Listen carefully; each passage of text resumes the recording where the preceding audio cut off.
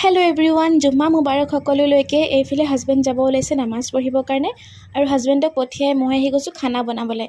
নানীহঁতৰ ঘৰৰ পৰা মাছ দি পঠিয়াইছিলে, তো সেইবোৰ চৰচৰি কৰিম আৰু কুন্দুলি ভাজি কৰিম। কুন্দুলি আলু মিলাই ভাজিলে খাই খুব ভাল লাগে মোৰ। আৰু এইফালে ভাজিকণ পাতিব লৈছোঁ মই। হালধি, নিমখ আৰু তেল, পিঁয়াজ সেয়া দিয়ে ভাজি বনাওঁ, বেলেগ মছলা ব্যৱহাৰ নকৰোঁ মই একো। আৰু এইফালে মাছৰ চৰচৰিকণ পাতিব লৈছোঁ। প্ৰথমে পিঁয়াজ ভাজিছোঁ, তাৰপিছত দিছোঁ নহৰু আৰু হালধি, জিৰা, ধনিয়া, জলকীয়া গুড়ি দিম। তাৰপিছত পানী অকণমান দি মজাই ল'ম।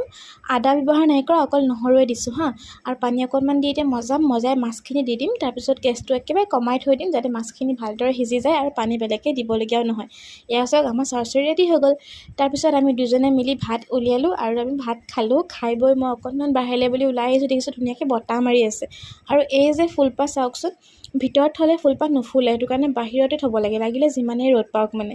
আৰু আজি মিনি ব্লগত ইমানেই আছিলে। আকৌ লগ পাম। আজিলৈ আহিছোঁ, বাই।